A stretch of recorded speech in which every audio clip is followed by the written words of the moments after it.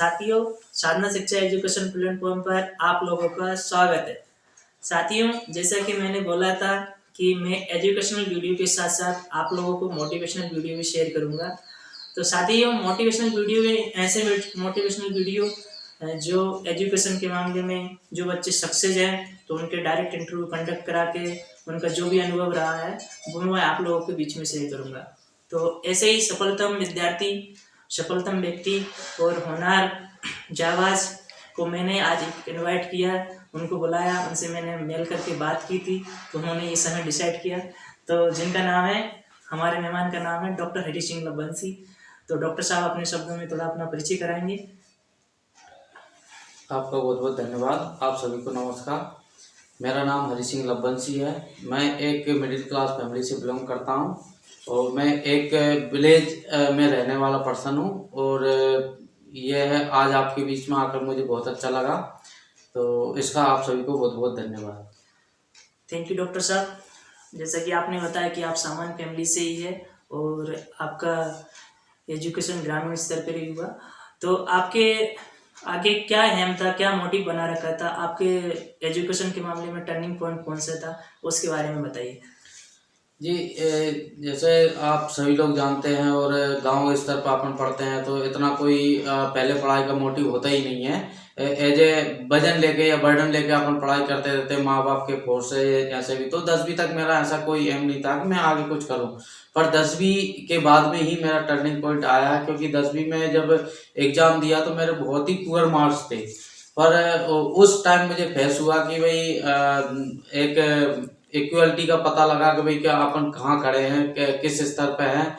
और जब एक दूसरे को देखा भाई कि अपना स्तर कितना गिरा हुआ, जब वहाँ के लोगों से कंपेयर किया तो उसी टाइम वही मेरा टर्निंग पॉइंट था। उसी टाइम से एक एम सा बना कि आगे मुझे पढ़ाई में कुछ करना है, आगे यानी लाइफ में भी मुझे सक्सेस होना है।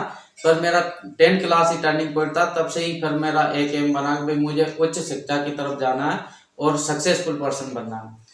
ओके डॉक्टर साहब, धन्यवाद। जैसे कि साथियों, इन्होंने बताया कि 10वीं में काफ़ी कम मार्क्स थे, तो उस स्थिति में इन्होंने हिम्मत नहीं हारी और अपनी पसंदीदा सब्जेक्ट लिए। टीचरों को विश्वास दिलाया कि आप मुझे बायोलॉजी सब्जेक्ट दीजिए। मतलब थोड़ा सा एक्सप्लेन करेंगे इसको कि 10th में काफ़ी कम पुअर मार्क्स होने के कारण इनको बायोलॉजी सब्जेक्ट नहीं मिल पा रही थी, लेकिन इनका विनम्र व्यवहार देख के इनको बायोलॉजी सब्जेक्ट भी मिली और फिर इन्होंने उस चीज़ को साबित किया। पर एक बार आगे बढ़ने के बाद पीछे मुड़ के नहीं देखा। इन्होंने फिर 12th बहुत ही अच्छे अंकों से पास किया। अच्छे अंकों से क्या, पूरे स्कूल को टॉप किया। तो डॉक्टर साहब के लिए बहुत बहुत बधाई वो चीज़। इसके बाद फिर डॉक्टर साहब कॉलेज की पढ़ाई शुरू इन्होंने की है, तो अच्छे नंबर्स के कारण इनको बहुत अच्छा एक कॉलेज मिल गया। फिर कॉलेज की पढ़ाई के बारे में डॉक्टर साहब थोड़ा बताएंगे। जी देखो, गांव स्तर पर सही पहली बात तो अपन को सही से गाइडेंस नहीं मिल पाता, क्या सब्जेक्ट आगे चूज करना है, किस लाइन में जाना है। लोग बाग जो चलता रहता है इंजीनियरिंग लाइन, भाई साइंस लाइफ इसमें जाना चाहते हैं, पर सही से गाइडेंस ना होने के कारण लोग बाग एक स्तर पर रुक जाते हैं। तो ऐसा ही हम सभी के साथ होता है, भाई प्रॉपर गाइडेंस न मिलने से उसकी ग्रोथ वहीं रुक जाती है। पर भगवान की कृपा से, आप सभी के आशीर्वाद से और टीचरों के अच्छे गाइडेंस से भाई मैंने अच्छा सब्जेक्ट मिला मुझे और उसमें अच्छा स्कोर भी किया और आगे उसका अच्छा परिणाम भी मिला। ओके डॉक्टर साहब, थैंक यू। डॉक्टर साहब ने बीएससी कंप्लीट किया, इसके बाद भी जॉब नहीं करने का मतलब निर्णय लिया कि अभी मैं जॉब में नहीं पढ़ना चाहता हूँ, अपनी एजुकेशन पूरी कंप्लीट करूँगा। क्योंकि आप मतलब पहले काबिल बनिए तो जॉब या कोई भी आपको कार्य आसानी से मिल ही जाएगा, ठीक है। तो फिर इन्होंने अपना एमएससी कंप्लीट किया। एमएससी भी बहुत अच्छे अंकों के साथ किया। एमएससी के फर्स्ट सेम में ही इनके इतने अच्छे मार्क्स आए कि मार्क्स के दम पर इनको कॉलेज का प्रेसिडेंट नियुक्त किया गया। तो प्रेसिडेंट नियुक्त करने के बाद इनको कैसा फील हुआ और आगे फिर इनकी क्या जर्नी रही, आइए जानते हैं। देखो, जब प्रेसिडेंट बना, जब क्योंकि उस टाइम पे एक रूल्स आया था कि भाई जिसके हाईएस्ट नंबर होंगे और जो उस कैटेगरी में बिलोंग करता है तो उसको कॉलेज प्रेसिडेंट यानी वो पहले चुनाव होते थे, उसी बेस पे भाई चुनाव ना करवा के हाँ, भाई परसेंटेज बेस पे चुनाव हुए, काबिलियत तो बेस पे। हाँ काबिलियत बेस पे, तो उस पे फिर मेरा नंबर आया, तो मुझे इतना अच्छा लगा। घर वाले भी बहुत खुश है, सारे जो जानने वाले थे, टीचर लोग ने भी काफी प्राउड महसूस किया कि चलो एक नीचे स्तर से, नीचे तबके से उठ के बंदा इतना पर, मुझे काफी प्राउड फील हुआ। और एक जो योग्यता है उसका पता लगा कि भाई के, और जैसे कि बोलते हैं कि कोई अपन को सक्सेस मिलती है तो उसकी खुशी क्या होती है, उसको पता लगा। और वो भी मेरा एक बहुत बड़ा लाइफ का दिन था जिस दिन मुझे खुशी मिली थी। तो उस टाइम से फिर ये मेरा आत्मविश्वास बढ़ता गया, और फिर पीछे मुड़ के नहीं देखा। ओके डॉक्टर साहब, आपका एमएससी भी कंप्लीट हो गया। एमएससी आपने बहुत ही अच्छे अंकों मार्क्स से पास किया। इसके बाद आप कॉलेज से पास आउट हो गए। इसके बाद फिर आपने जॉब सर्च डायरेक्टली आपको मिल गई थी या जॉब सर्च करना पड़ा आपको? उसमें स्ट्रगल तो नहीं करना पड़ा?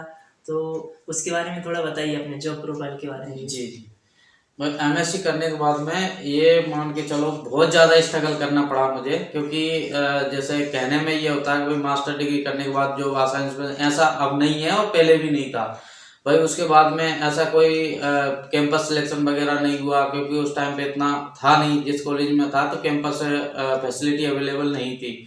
दूसरी बात ये, उसके लिए हमें खुद ही जॉब सर्च करना पड़ा, उसके लिए काफ़ी संघर्ष किया। जैसे कि रिज्यूमो का बंच बना के भाई कंपनी के द्वार द्वार जाके उनको देना, और वहां से एक ही जवाब मिलता था भी यहाँ पर कोई वैकेंसी नहीं है। तो उस कंडीशन में करीबन एक साल तक, एमएससी करने के बाद एक साल तक ऐसे ही रहा, यानी कोई जॉब नहीं थी। और मैं काफ़ी डिप्रेस था, काफ़ी डिमोटिवेट होता था। और कोई भी ये मान के चलो कि भाई किसी बंदे से जो भी पूछता था वो यही कहता आप क्या कर रहे हो, तो वो बहुत डिमोटिवेशनल था, बहुत खतरनाक क्वेश्चन था। तो वो डिमोटिवेट बहुत ज्यादा हो गए थे, बहुत डिप्रेस चला गया था। पर यह है पर हिम्मत नहीं आ रही और कोशिश में लगे रहे, और उसी का आज परिणाम है कि आज इस पोस्ट पे है। बहुत अच्छे डॉक्टर साहब, आपने जीरो से फिर जॉब को शुरू किया और बहुत ही कम समय में, साथियों में बताना चाहूँगा, इन्होंने मात्र एक साल के अंदर अंदर ये बहुत अच्छी पोजीशन पे, एक मैनेजर की पोस्ट पे पहुंच गए, और एक बहुत बड़ी कंपनी में एक बहुत अच्छी पोस्ट पे है, और अदर लोगों की भी मदद करते हैं। तो साथियों, इनका जर्नी यहीं पे नहीं रुकी। इन्होंने बोला कि मुझे आगे भी पढ़ाई करना है, और फिर इन्होंने पीएचडी का इंट्रेंस एग्ज़ाम दिया, और पढ़ाई के प्रति इनकी इतनी अच्छी लगन थी कि पीएचडी के इंट्रेंस एग्ज़ाम के दिन के एक दिन बाद ही इनकी शादी थी। लेकिन शादी में भी इन्होंने इतना ज़्यादा समय व्यतीत न करके अपनी एजुकेशन पे फोकस किया, और उस इंट्रेंस एग्ज़ाम को दिया, और उस इंट्रेंस एग्ज़ाम में बहुत अच्छे इनके मार्क्स आए, और इनको पीएचडी में भी एडमिशन मिल गया। तो पीएचडी की जर्नी के बारे में डॉक्टर साहब से ही जानते हैं, वो थोड़ा ज़्यादा अच्छे से बताएंगे। जी, जिस टाइम पे भाई जॉब कर रहे थे उस टाइम पे पर ये था कि वो एक सेटिस्फिकेशन नहीं था कि भाई एजुकेशन के जिस लेवल पर मुझे पहुंचना था वो वहाँ पर नहीं पहुंच पाया था।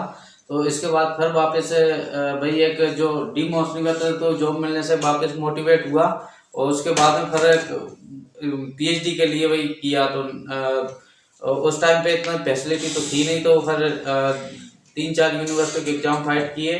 तो एक यूनिवर्सिटी में अच्छे नंबर से फिर उसका एग्जाम भी फाइट किया, और एंट्रेंस एग्जाम में अच्छे नंबर से क्वालिफाई करके उसमें रजिस्ट्रेशन किया पीएचडी के लिए। और 3-4 साल की रिसर्च के बाद मुझे पीएचडी का अवार्ड मिला, पीएचडी डिग्री का। तो बस ये चल रहा है अभी। बहुत बहुत बधाई डॉक्टर साहब, आपने एक सामान्य फैमिली से ग्रामीण स्तर से पीएचडी जैसी उपाधि धारण की, उसके लिए आपको बहुत बहुत कॉन्ग्रेचुलेशंस। लाइफ में इसी तरह आप अचीवमेंट करते रहें, और अपने परिवार को, अपने समाज के लोगों का भलाई करते रहें। तो साथियों, देखा आपने, डॉक्टर साहब से बात करने के बाद स्पष्ट होता है कि हमारा बैकग्राउंड मायने नहीं रखता, और किसी एग्ज़ाम में अगर हमारे कम मार्क्स आ गए तो वो भी हमारी सफलता को डिसाइड नहीं करता।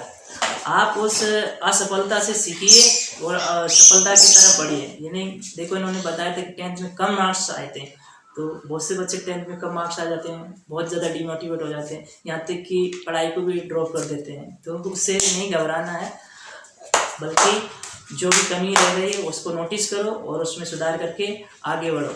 तो साथियों, अब डॉक्टर साहब हमारे कॉम्पिटिटिव विद्यार्थियों के लिए और जो बच्चे पढ़ाई कर रहे हैं उनके लिए कुछ मैसेज देना चाहेंगे कि उनकी क्या स्ट्रेटजी होना चाहिए लाइफ में जब बुरी स्थितियाँ आएँ, या हम फेल हो जाएं, या हम किस तरह से मतलब पढ़ाई करें, उस सब बारे के बारे में थोड़ा सा मैसेज देंगे। तो डॉक्टर साहब से ही जानते हैं।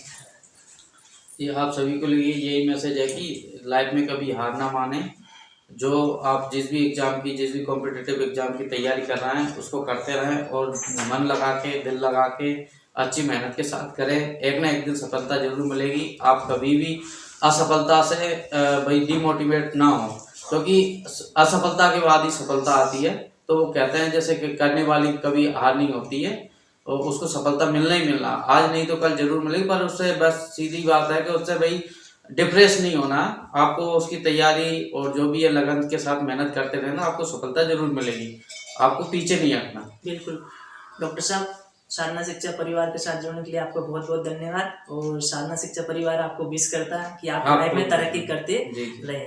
तो साथियों, इसी तरह के वीडियो पाने के लिए और डायरेक्टली मोटिवेशनल अनुभव को जानने के लिए साधना शिक्षा एजुकेशन चैनल को सब्सक्राइब करें और साधना शिक्षा से आप जुड़े रहिए। आप सभी को बहुत बहुत धन्यवाद।